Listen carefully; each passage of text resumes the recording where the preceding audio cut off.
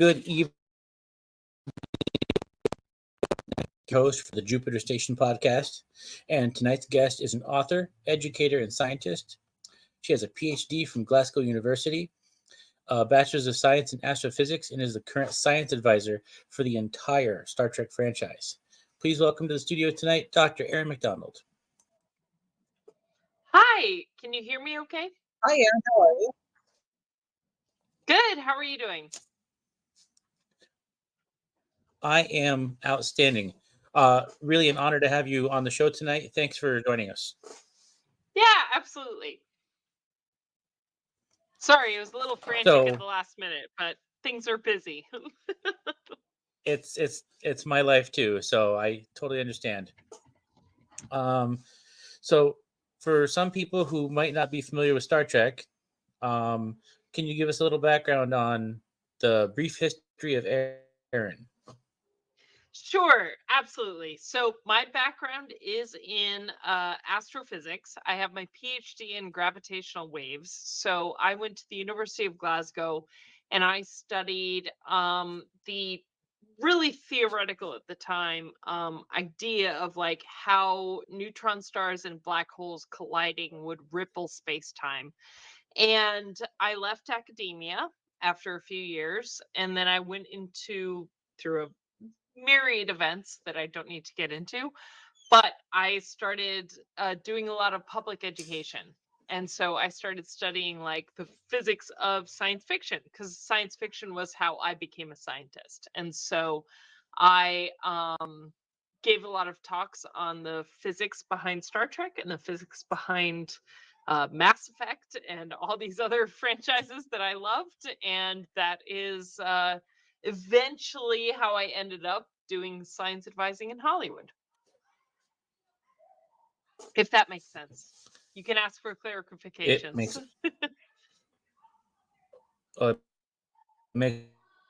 a lot of sense.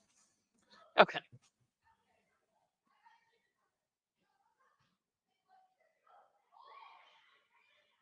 Oh, I've got you frozen Can on you hear my me end. okay? Yeah, you froze for a little bit. So how were you introduced to Star Trek? I didn't discover Star Trek until I was in college. And I think for a lot of, or university, and I think for a lot of people, they may relate to this. It's never too late to become a Star Trek fan.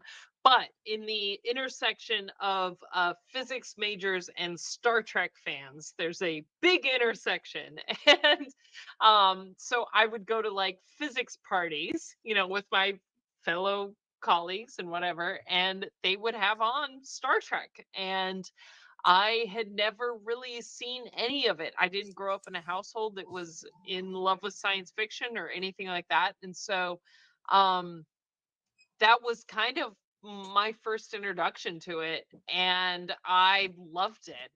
And then when I was graduating, literally the night we graduated was the same night that the Kelvin film came out. So in 2009 was my college graduation. And we all went, and people dressed up in costume. And I remember going into that theater and being like, oh, these are my people. This is where it's at. And honestly, like by that point, I enjoyed Star Trek, obviously, but like that's where I fell in love with the fandom. And I was like, okay, this is like a franchise that I love and I want to be a part of. And honestly, it's very welcoming that as long as I've been doing this, and this is like my 8th episode I've done, everybody I've talked to has been very welcoming. They've been very nice and polite and friendly. And I gotta say, I don't think I know what I got myself into, but I like it. No, that's great, but that's what I think I love about Star Trek is like ultimately at the end of the day it is a family, and it is like a group of people who love this franchise for what it represents, and then we all end up like just bonded together, and it's really special. It's a really unique fandom that I'm just so grateful to be a part of. I mean, I was telling, I don't remember if it was Doug Drexler or if it was Bruce Horak. Um, I've been to conventions and I got the chance to talk with Terry Farrell, and Yeah. it was very hard not being a 16-year-old me when I was talking to her. But I managed to accomplish that. And she stops dead in her tracks while we're talking and looks at my uniform and says, "Oh my God, you have a science uniform. Oh, I love these. Look, there's deltas on it." And she just stops dead in her tracks and completely shifts. My brain kind of processes it as, what is she doing? Wait, she's talking to me like a person? And I like that because Yeah. you have other celebrities, and it sometimes feels like you're wasting their time talking to them, and it doesn't at all feel like that when I talk to people who have been on Star Trek. Yeah. 100%. I think a lot of people who work on Star Trek really appreciate how important it is to the fans and that community and that sense of family that we all have, whether you work on it or not. But like, I think you're just all part of one big family and we can all celebrate that and be excited about that. I think that's so important.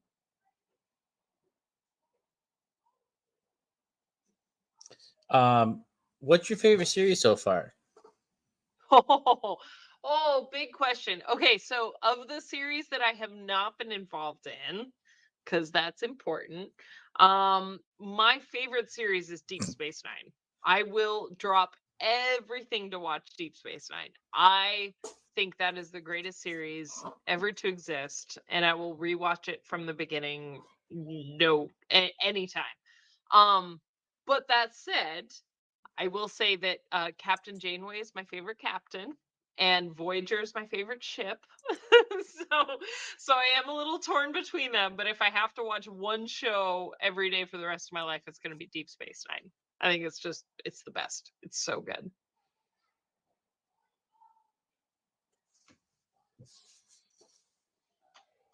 Oh, absolutely. Like when I'm not absolutely magnetized to watching Picard because I'd like to see a legacy someday. Terry Metalis, hint, hint, clue, clue.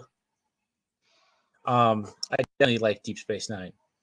Yeah, yeah. I think what's I mean, special about Deep Space Nine is like how they created this environment where it was like it was still so Star Trek, but it was a world where we got to live among non-federation species and like get to know these characters and get to know these different aliens without the cloud, not in a bad way, but like without the veneer of the federation lying over them. And so I just that's why I love Deep Space Nine. I just think it's so unique and it's so clever and I love all the characters in it. I loved it because for the first time ever, we're not seeing something pristine and clean. Yeah. You walk through the halls of the Enterprise, and that poor guy who has spent all night vacuuming the carpets has finally gone to bed, but it's clean and it's absolutely untouched. And then you have Deep Space Nine, where the second they get on board, everything's falling apart and on fire or sparking, and then you have Chief O'Brien who has to fix it all. Yep. Absolutely. Yeah, I love it. So great. And like Chief O'Brien is so brilliant in that role anyway. Just like, ah, Cardassian spaceship. I He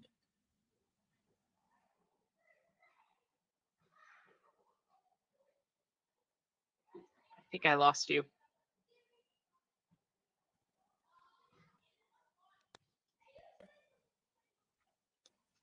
Hang on a sec.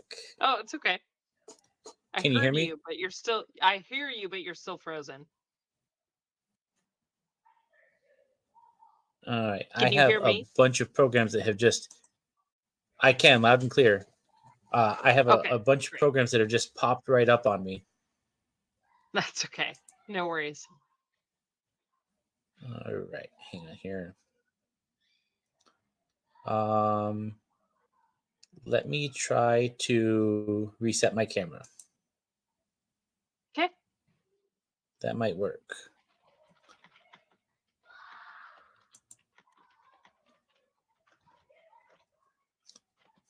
That's right, ladies and gentlemen. We don't do a blooper reel here. We do it in live and living color. No worries.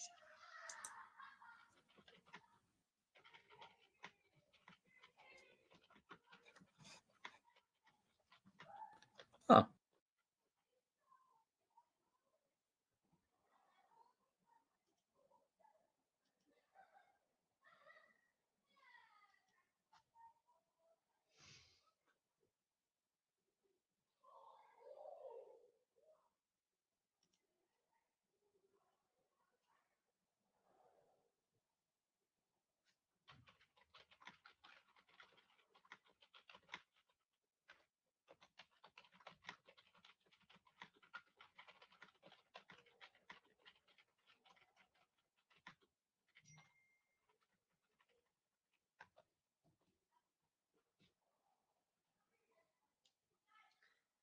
Is it just me?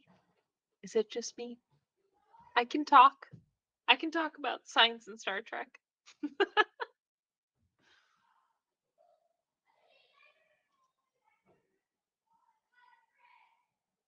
Well, wait. I'll wait. I'll be patient. I don't know where this is streaming, so we can wait. I can talk about Mass Effect. I got my Mass Effect stuff. I realized I was wearing the hoodie, and I have the N7, and I have that N7. I have all the N7s. Um, I'm a big Mass Effect fan. I also like Star Trek. I also work for Star Trek. I have this direction, this direction. I have my Geordie bear and my Towel Gorn from the Star Trek cruise last year, and my Thrawn Grogu. That doesn't matter. But I have a Murph. I finally have a Murph. And then that's a Garrick action figure. So all this all the fun nerdy Star Trek stuff. And also hidden in this that you can't quite see is an action figure of Janeway and also Tom Paris as his lizard self, which is my particular favorite. Someone gifted me the Threshold action figure set, and like me being me, I actually opened the set and it comes with baby lizard people. I can show you one. This is what it comes with. Hi. So I I completely was got showing booted. off my background while you were gone. I got completely booted, ladies and gentlemen. It's all good. All right. I So sat here awkwardly for a little bit, and then I was like, I'm gonna show off my background, and we ended up talking about my Tom Paris lizard action figure, oh my god. as I one can't does. wait to see the Yeah, B-roll on this one. it's all good. No worries. Anyway, all good Oh, now. You're coming in loud and clear. perfect. I think my computer has finally resolved its foibles. It's all good. Um so as far as um job responsibilities, what does the Yeah. science advisor for the entire Star Trek community do? It can be a lot. To be honest, I'm not gonna lie, this week was a lot. When we have all these shows that are in production at various stages, and basically my job at a minimum is to make sure that no one says anything wrong.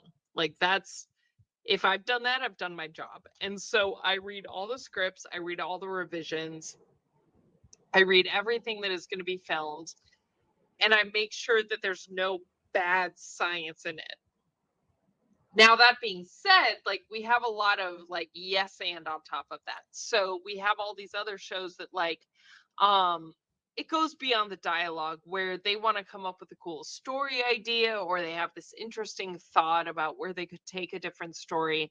And so we just need to think about like where we could take the science with that. But that may or may not come across in the actual episode. It just depends on the show, it depends on the episode. That's very highly dependent. But at the end of the day, like my job is I wake up, I get scripts, and then I have to make sure no one's saying anything bad. That's the minimum part of my job. And then the fun stuff, like I said, was coming up with story ideas, working with post production, getting the sort of the visuals of science right. Yeah, there's a lot of aspects to the job that are sort of weird and random, but at the minimum, I just need to make sure no one says anything wrong ever. So can you give me an example? Like, Scotty used to run around screaming, "You gotta change the laws of physics," and then broke the laws of physics. Right. Yeah, no, that's great. And I love that you use that example. There are things like for example, I can't take credit for this, but I think it's a perfect example of it is like the in the transporter they have the Heisenberg compensator. And the reason in physics transporters will never work is something called the Heisenberg uncertainty principle. And so in Star Trek world, we just said, "Oh, well, we have a Heisenberg compensator." As in, we compensated for the Heisenberg uncertainty principle. How does it work? It works really well. Like So is that the that's the component that extent. says that Yeah. we have to be set on fire to be molecularly copied, Uh, or like you can literally never know exactly where every subatomic particle is. If you're going to break it down into data and rebuild it somewhere else, you could never rebuild it exactly how it was, which is like kind of important when it's in person. So I'm like super with Hoshi otherwise you get a Sato at pile this of point. Like, transported people like you saw in the motion picture? yes. And like how Hoshi Sato was like, "I'm not getting in that. You cannot pay me enough money to get in that." And then they make her get in it, and it's a terrible existential crisis. So I'm with Hoshi in this sense. Hmm. I mean, I think it would be cool. It would be Yeah, nice if we can go to like like I could go over to your house and have a barbecue and just like step in the transporter and say, "Okay, send right. me to Aaron's house." And there I go. But Yeah, I would love that. Unfortunately, Heisenberg says no. The laws of physics say no. And unfortunately, the way Star Trek sets it there's up is like there's at some point way in the future, too much stuff in literal fluff. yeah, like at some point in the future, we have an ability to compensate for that, but we never explain the physics of that. But it's still cool because it It, acknowledges actual physics. Another thing I remember reading about, there were astrophysicists and ship designers and NASA astronauts that looked at how the original Enterprise was designed and said there is no way that would ever work. The nacelles were too Oh, long, or the shape was off, or it would have a million different micrometeors just puncture it, or some random thing. yeah, I don't worry about that. I figure that like that's something that prior science advisors had to deal with. We've established by now that like the shape of ships is what it is, and that's fine, and that's what we have, and it works great. And yeah, I honestly like I have reached out to Rick Sternbach and Mike Okuda on multiple occasions and been like, "Does this make sense? Can I do this? Can I get away with this?" And they're always like, "Sure, sounds good." And so I take that as face value and carry it on. I am not gonna lie. I'm a little jealous that you get to talk to Mike Okuda. Yeah, cool, dude. Yep, agreed. Yeah, I agree. I think it's weird I get to talk to Mike Okuda. I think it's amazing. No, you have that moment where your brain says, "No, this is work, really," and your brain's like, "No." So Yeah. And I've literally like I think we had I forget the details of it, but it was something to do with Strange New Worlds and we were talking about like the engine room and I was going through the technical manuals and I was going through the episodes and I was like I don't think this has ever been addressed and so I'm going to put something in that has to do with the engine room and I reached out to Mike Akuda and he was nice enough to just be like, "Oh no, like yeah, we never thought about that. So if you want to do that, great." And I was like, "Okay, they're like, cool." "You're the first person who's pointed that out to us, really." I'm sure I'm not the first one, but I'm the first person who has authority to put it in Star Trek. So, yeah, I'm sure there are tons. I respect the fans so deeply that they are most likely the first ones to come up with ideas. And of course, I'm sure you look at every script, you're like, oh boy, like how can I put this where nobody's gonna be mad at me and I still get the job done? Yeah, right.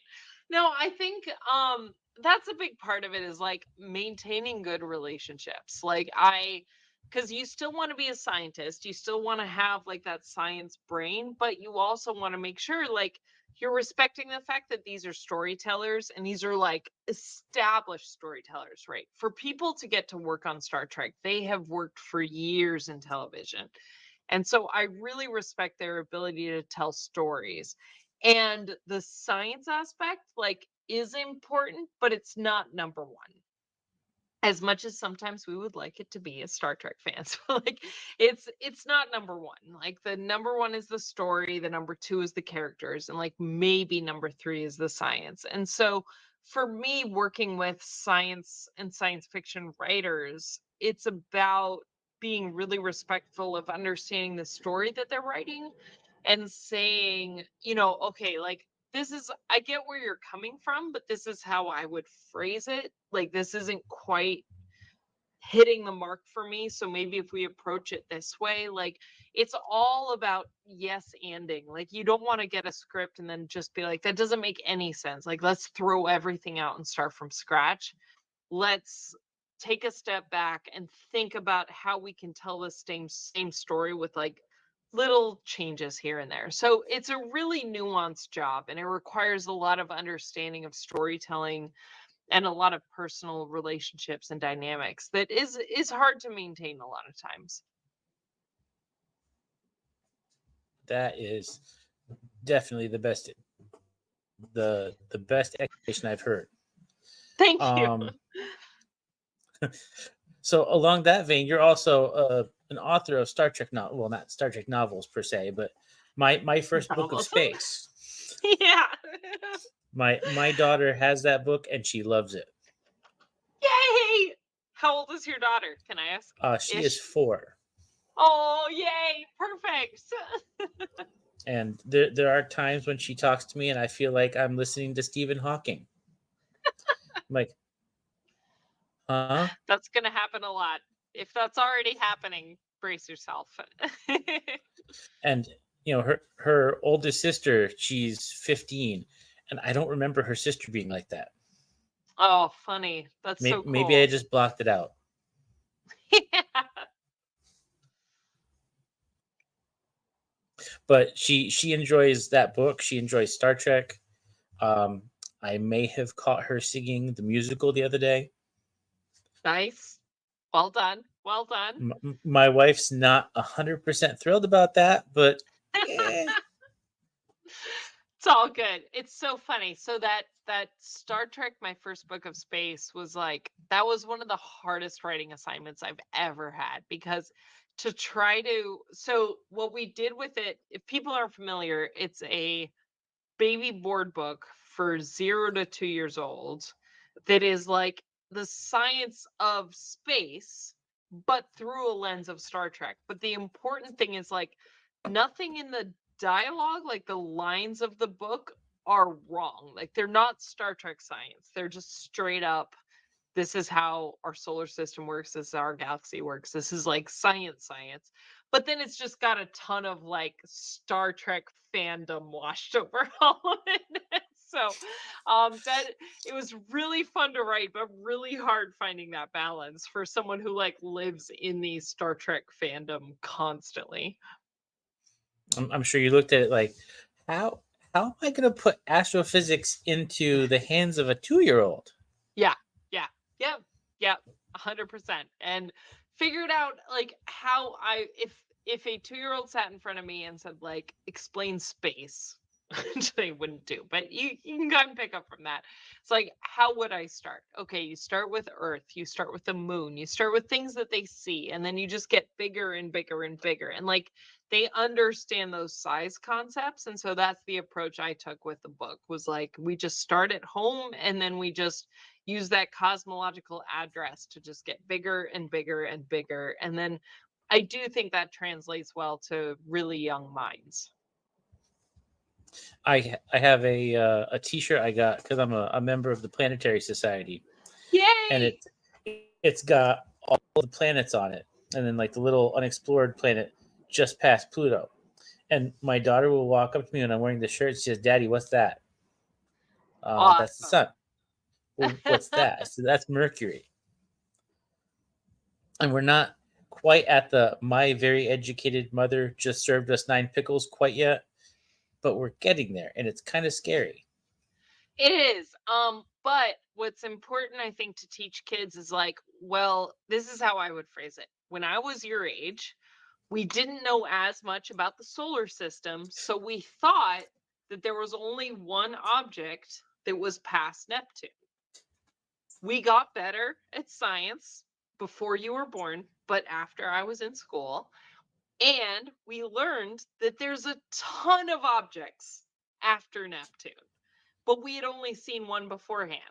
And so that's how science works. Is it's like we learned that there was this whole belt of objects that was past Neptune, that thankfully, which I think kids can relate to, is like the asteroid belt. So we have an asteroid belt that's basically past Neptune, that Pluto is just really shiny.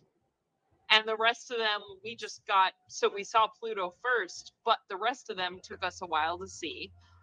And now we've learned that Pluto actually makes more sense as something we call a dwarf planet, and which has made a lot of more objects dwarf planets, which is even cooler. And it's okay, Pluto still exists. I'm so sorry. Oh no, it's perfectly okay, and I'm sure that we must have at least one or two viewers that will totally understand exactly what you just said. So Thanks. I'm going to try to shift a little bit here and kind of speed up a little because we're at like a half an hour almost, even with technical difficulties. So But why good. did you choose astrophysics over other sciences? Um, well, the first thing I narrowed out was anything to do with medicine and the human body. I realized that was disgusting, and there was no way I was ever going to do anything in medicine. Um, I'm in medicine. that's great. Bless you. Thank you for being a human being. This is what I always tell people who are in medicine, that I'm like, okay, because normally, and I'm not speaking for you, but when I speak to a lot of medical professionals, they're like, oh, yeah, I took physics. I hated it. I hated the math. I hated everything to do with it. I'm like, okay, that anger with medicine is how I feel. Like, I'm like, anything to do with skin, biology, fluids, like all of that is Oh, my worst nightmare. So no, and I my level I of can't. medicine is cool because it actually is. I'm a firefighter EMT, so I still Nice. deal with the physics. Bless you. Yes. Yes, but you have threaded the line of like, I can handle biology stuff. I cannot. Like I can tell you I can how look at physics cars now and happens. say, "Oh, I know exactly what happened there." Yes. No, thank you. I'm good. I'm good. I want to stare at the stars. But honestly, like, I grew up in the 90s, so a huge influence for me was like the X Files, Dana Scully. I was a redheaded kid watching the X Files, and I just wanted to You be Dana know, Scully. no way. As a medical doctor, and that was where I was like, I wanted to be it so bad, and I was like, I cannot. But she got her undergrad in physics. Fun fact, people didn't know that. Dana Scully got an undergrad in physics. Um, but another film that came out in the 90s was Contact, and Dr. Ellie Arroway, and that was just so cool. And I just thought this whole idea of being able to go to college and beyond and just study space was so interesting, that that's what I wanted to do. Um, and then when I was in graduate school, studying astrophysics, that's when I kind of discovered Star Trek, and Captain Janeway was a huge mentor for me getting through my PhD. Honestly, because she was a science officer, she was badass. I'm super related to her. And I was like, man, every time, because I didn't have a career plan beyond just studying astrophysics, that anytime I wanted to quit, I was like, man, Janeway would be really upset with me if I gave up. So I should just I can't stick quit. with it. Janeway's gonna kill I me. can't quit. She's gonna be really upset. She's gonna give me disappointed Janeway face, and I can't handle that. So that honestly got me through. And that I don't ever shame anyone for having fictional characters as mentors, because it is amazing how effective that is, where you're like, I respect this character so much and I see myself in this character so much that I want to live up to those expectations. That can actually change your life. That can actually change your life, even though the character is fictional. And so that's how I feel by Captain Janeway. She's very, very close to my heart. I mean, Star Trek, I'll be honest, got me through most of middle school. Awesome.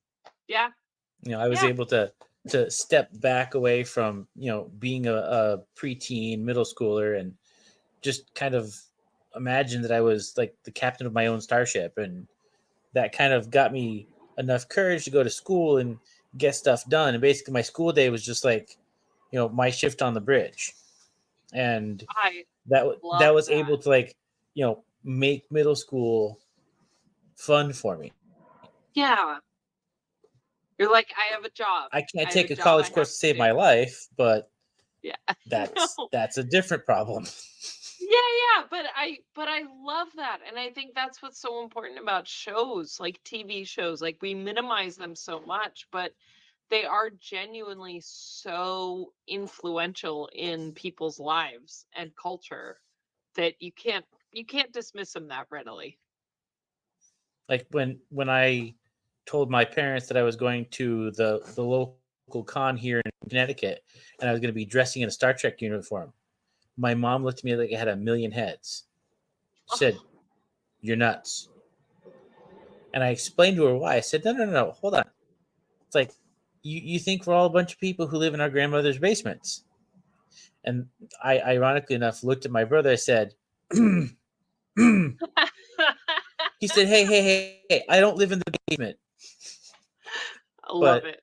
Love it. I said we have doctors, we have optometrists, we have optometrists are doctors too, but I said we have actual professional people within our ranks that Yeah. actually do stuff. Like we have astronauts who Yep. the only reason they're even astronauts is because they like Star Trek. 100%. In Yeah. fact, I was reading an email today because I get all the NASA emails, and they're looking for more astronauts. Like the first time they're hiring, since 2020. Are they? I need to apply again. I qualified to You be an have till astronaut. April I need to 15th. apply again. Okay. All right. I'm on it. I'm on it. I'm gonna do it. I'm gonna do it. You can go to the moon with that Navy SEAL medical doctor and stuff. Yeah.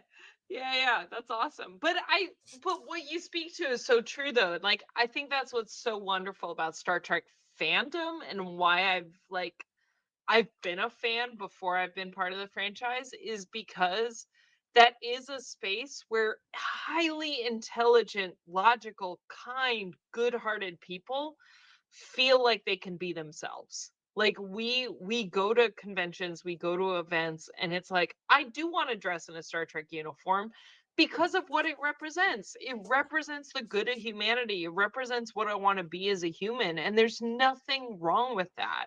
And I like, that's what is so special and so wonderful about the Star Trek fandom that I really hold close to my heart.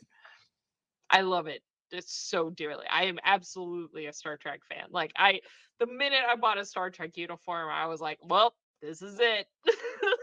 Like, all right, pull the pin. Here we go. Yep, here we go. I am one of, but now I own multiple eras of Trek uniforms, so it's fine. Not kind of the one that was computer animated onto you in I do Prodigy. own my own uniform. Yeah. I did get that specially made. Yeah, thanks. Like a couple weeks ago, I upgraded from my blue Science Picard uniform to a red Command Nice. Awesome. Love it. because, Good as luck job. would have it, I'm also that geek who's a member of a fan club. You've probably met the Starfleet International crews that Yes, usually absolutely. follow their way to like the cruise and stuff. So I started out as my chapter's chief medical officer, which is Awesome. basically these are some diets you can look at. Oh, look, here's some mental health information. Just basically, I was an information hologram, Yeah. and through the chapter, my chapter president said, "Hey, there's going to be a position for a second officer," and I said, "Hey, sure, I'll try that." And then, like within like 2 or 3 weeks, our executive officer had to step down for whatever reason. And he said, "So, you've been second officer for a couple weeks. Would you consider executive officer?" I'm like, "Huh?" It's like, "Is that like another promotion?" He said, "Yes, it's another promotion." I'm like, "Oh, I'll take it." Awesome. I love it. I love it. That's so great. That's so good. But you know, you talk to everybody within that fan club, and it's my commanding officer is a paramedic. I'm an EMT. We have a guy on the crew who works in retail. One is a karate instructor. It shows like a wide variety of people from all walks of life, and we're Yeah. all the same. Yeah. I mean, Absolutely. we're We all have that different, but common we're the ground. same.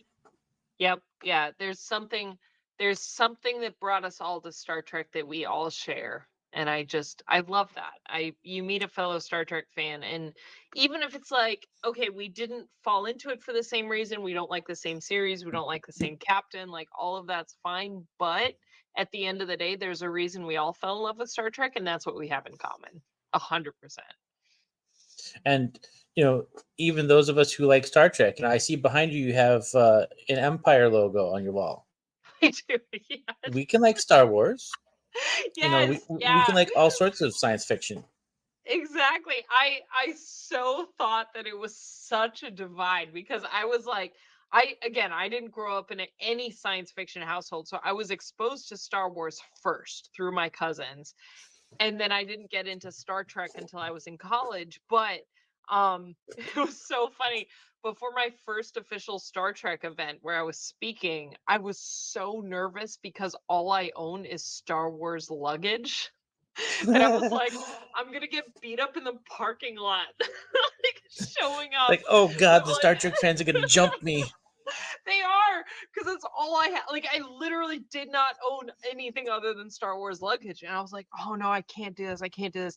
And then I show up to this freaking Star Trek convention, and there's two other people with the same suitcases, and it's like, okay, we're good. This is my Like people. I, This I is my was I was at work today, and we were talking about something, and one of my coworkers also is part of the same um, fan club chapter as I am, nice. and we were talking about this one issue, and I turned and I looked at him, and I said, "Go back to the ship, get a security team. Come back with a security team. We're gonna go do some kicking." And he laughs. He said, "I can help too, right?" I'm like, I know, Justin. You can be there on the sideline saying, "Look, guys, I got a phaser. I can help. Let Yep, me jump yep. in." I said, "You're an engineer, dude." He said, "I can still do stuff." Awesome. I love it. But we can joke about that, and everybody understands. My Yeah. coworkers think I'm a little weird, but it's a good weird. It's a good Like, weird. And the point is that you found your family, right? You found people that you can be yourself with. And I think that's what gives me the most comfort being a part of this oh, fandom. family all over the place. And the thing is, I'm a volunteer firefighter and EMT. So obviously, I have to have that job that pays for me to be a volunteer firefighter EMT. So I'm a Yeah. school bus driver. Oh, nice. Awesome. And I will actually send you pictures later. I just followed you on Instagram. And I will Nice. send you pictures later of the inside of my school bus. And Oh, I I can't had a wait. manager who walked into my school bus who was a closet Star Trek fan. He looks around, he looks at the bus and says, "Oh, you really did it up in here, didn't you?" And then he like runs to the That's back of so the bus. cool. "Oh my god, you have an EPS conduit. Oh, you have an engineering panel." Like, and he's like a kid in a candy store looking at all the stuff in my bus. That's so And it cool. and it started out as a Halloween costume. And my students liked it so much, we just kept it up all year long, and it just I kind love of got it. stuck. I love it. That's so neat. Um, so I have two last questions, and then I'll let you Okay. go. All right. Um, what were you like in school, be it elementary school, high school, college, and beyond? I am a rule follower first and foremost. So in the D&D alignment graphs, I am in the lawful category. Good or good, neutral, evil, that's up to people to decide, but definitely lawful. I struggled a lot growing up. I struggled a lot growing up finding friends. I was very gregarious. I love people. I didn't understand that that doesn't mean people don't like you back, and that took me a long time to realize.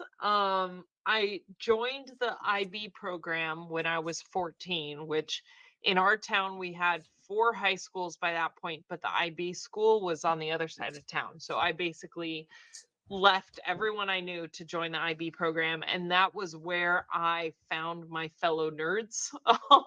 All of my sit in the front of the class, raise your hand, answer the teacher's questions kids, we all joined the IB program, and so that's where I found my people, as it were, for the first time. So So I, yeah. I don't mean to interrupt, but No, it's okay. I'm not sure what IB means. Sorry, yeah. So there's the International Baccalaureate program. So most people are familiar with AP, so Placement Courses. There's an IB program, which is basically a global wide AP classes. So it Whoa. was initially designed for students of ambassadors so they could get an education that would be the same education no matter where they lived. But it basically was like a global standard for a high school education. And so there are these schools that exist throughout the United States, throughout the entire world, where we all take the same classes, whether you live in the United States, whether you live in Romania, whether you live in China, whether you live in India, whether you live in Japan, wherever you live, you're taking the exact same courses and we take the exact same exams. And so it's this like global standard for high school education. Um, which is a little it I would say it's on par with like AP classes. So kids who are taking AP exams, those are similar to IB exams. The difference is like with IB you have to take English, history, math, science. Like they make you take all of them. You can't just pick and choose the ones that you like.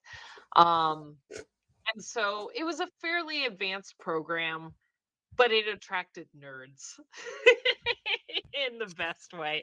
And and the kids who struggled finding their home because we liked school, like we liked studying, we liked I'm not afraid to say it. Like I enjoyed reading books. I enjoyed doing homework. I enjoyed taking tests. Like school didn't scare me. It was a good part of my life. There were classes I liked and classes I liked less, but overall I liked school. And growing up, I was a huge anomaly. And then when I joined IB, I was among my people. And I was with other kids who liked school.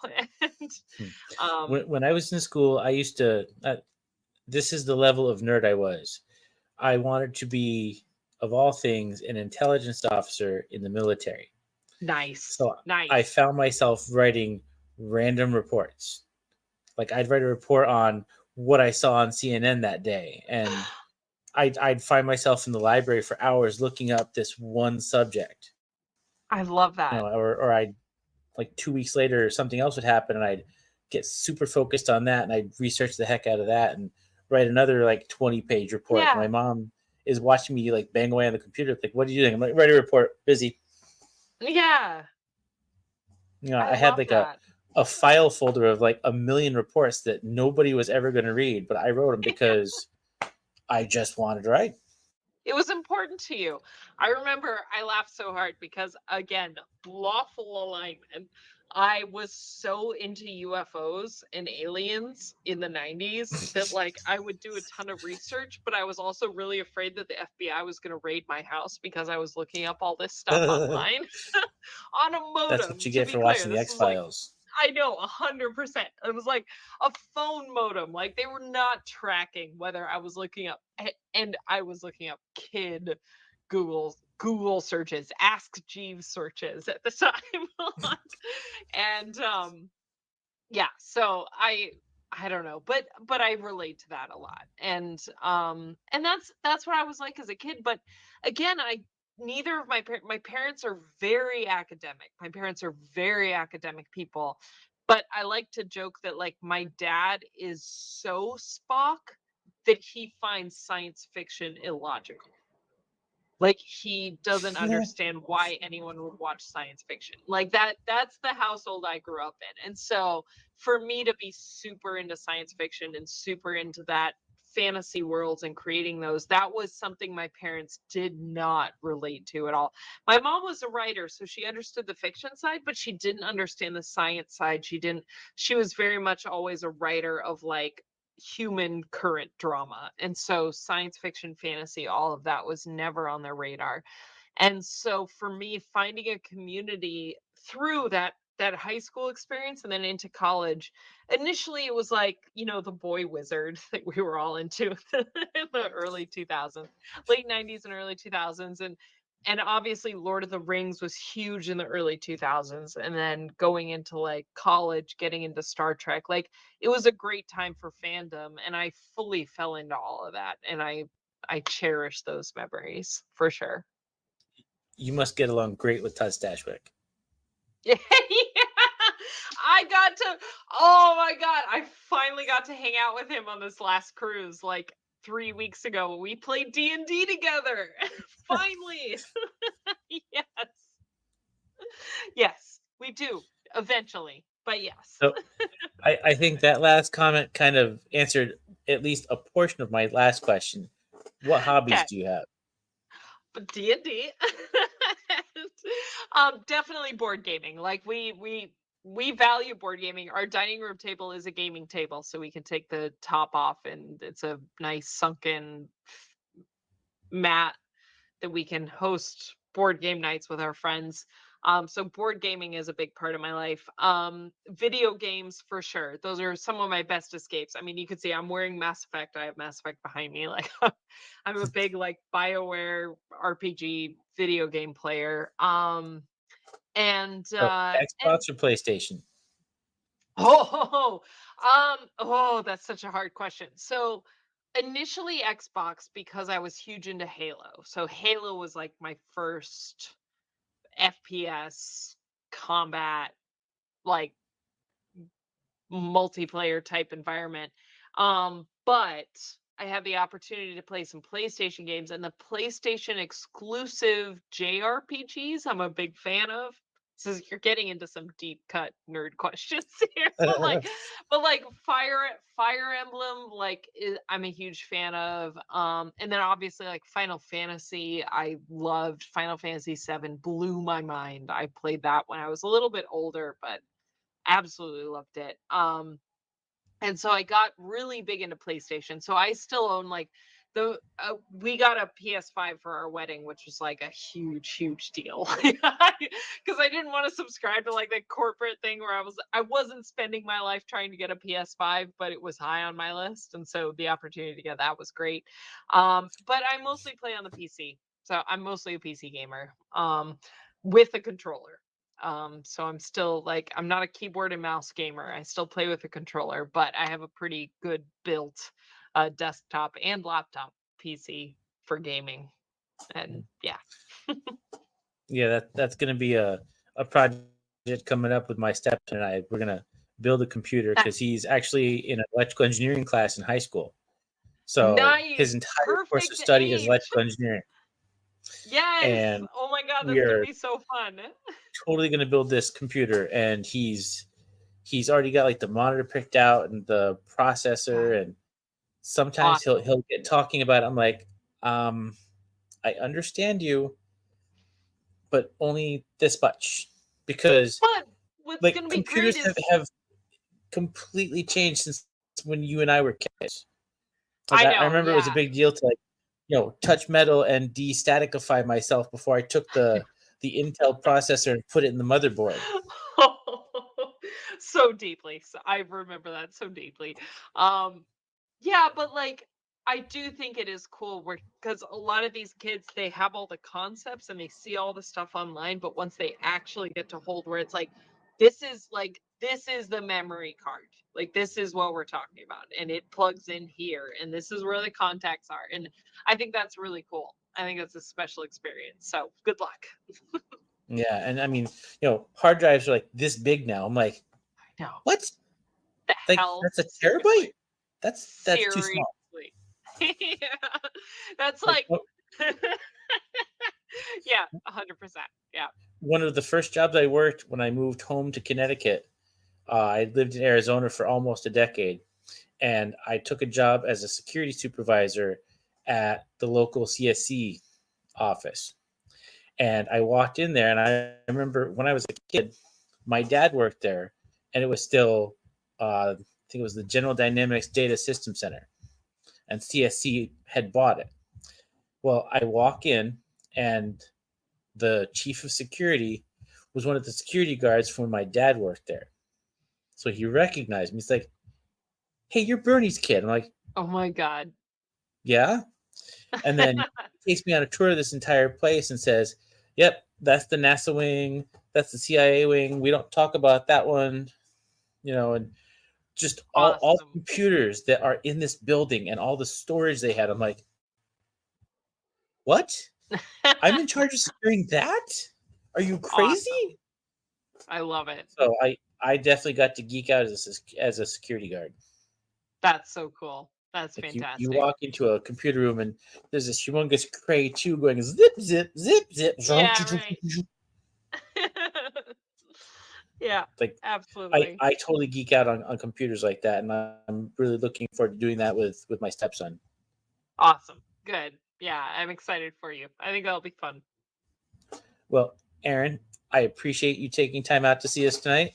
I will send that message to you in a little while. No worries. This typically will probably air Sunday at midnight. Great. Depends on how much post production I can fit into the next couple days, because I'm a dad, so that kind of happens too. Totally get it. All good. But All in good. fact, I just finished an episode with Doug Drexler. I interviewed him Nice. Monday, and by Wednesday morning, I had the episode done. So Nice. Very I cool. work fast when I want to, but Yeah, then fair I enough. I No, don't no function very rush. well.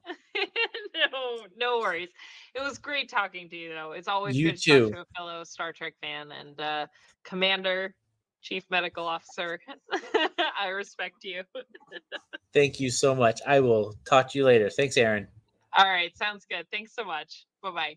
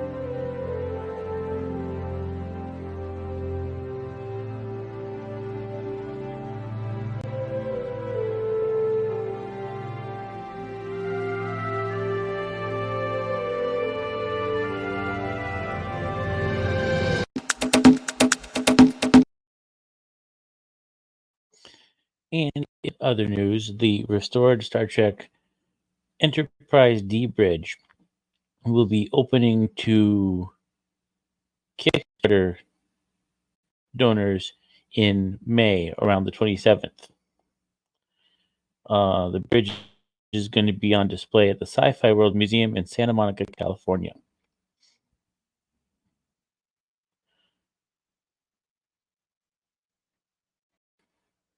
It's been more than a decade since three Star Trek The Next Generation fans first decided they were going to restore the bridge from the Enterprise D.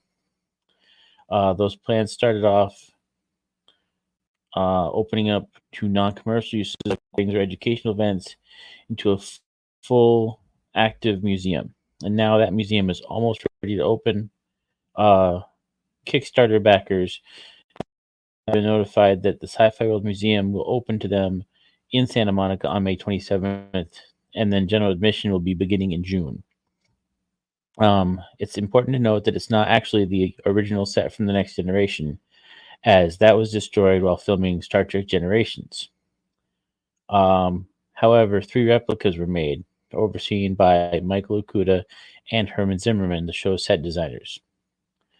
Two of those welcomed Trekkers at Star Trek The Experience in Las Vegas until it closed in 2008. The third spent time in Hollywood, then traveled to Europe and Asia for Star Trek World Tour before it ended up just hanging out in a warehouse in Long Beach.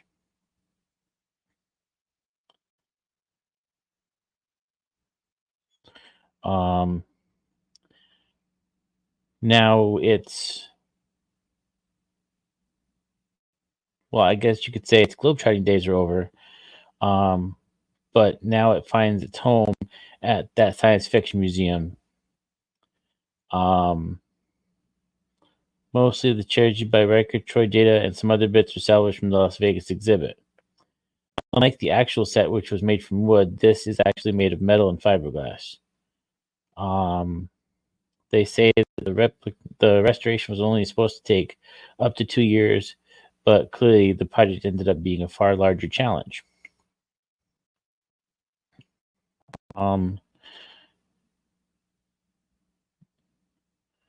You can actually read more about this on arstechnica.com,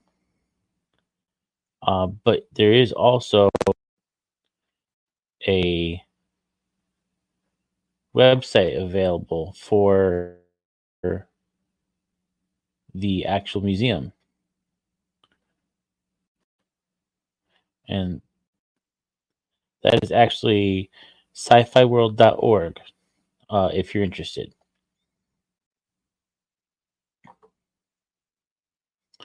In more current news, a Star Trek Section 31 actor ends up sharing some key moments from her Discovery spin-off role.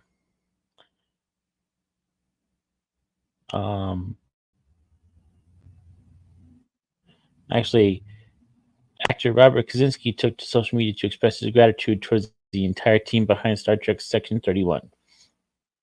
The movie will be the first original Star Trek film to be released on Paramount Plus. It was originally developed as a series, but back edited to become a movie. Academy Award winner Michelle Yeoh, who plays Empress Philippa Georgiou,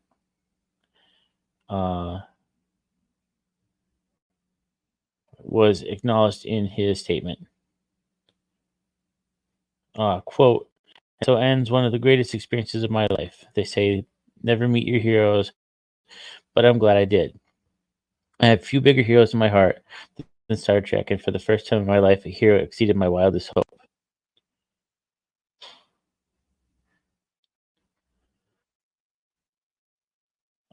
He closed by saying, "I hope you all enjoy what we've created. As a devoted Trekker, I believe you'll love it."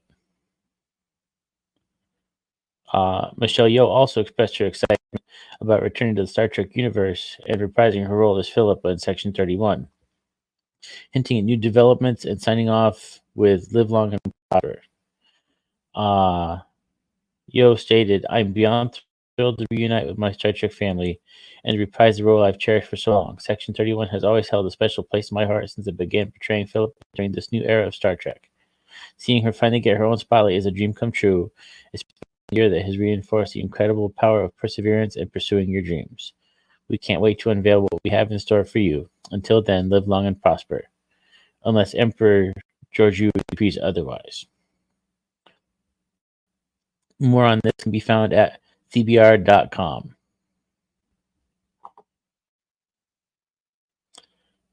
And finally, the non-visitor took to X, formerly Twitter, to let her fans know about the pre-order status of her new book. The book is Star Trek Open a Channel, A Woman's Trek, and should be available October of 2024.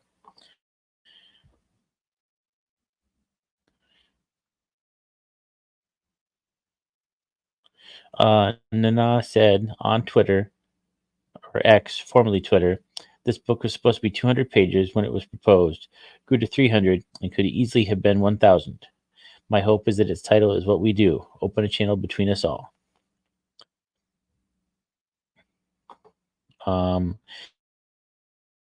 A link to the pre-order will be available on the podcast website, www.jupiterstationpodcast.com. I'm TJ. I'm your host here at the Jupiter Station Podcast. We're glad we had you this week. If you get a chance, click below on the like and subscribe. You'll be notified anytime there's a new episode of the Jupiter Station Podcast. You can comment on the podcast. We definitely would take any constructive criticism. You can email me at executive.producer@jupiterstationpodcast.com. And again, like and subscribe. Click the button down below. Thanks for watching, and we'll see you next time.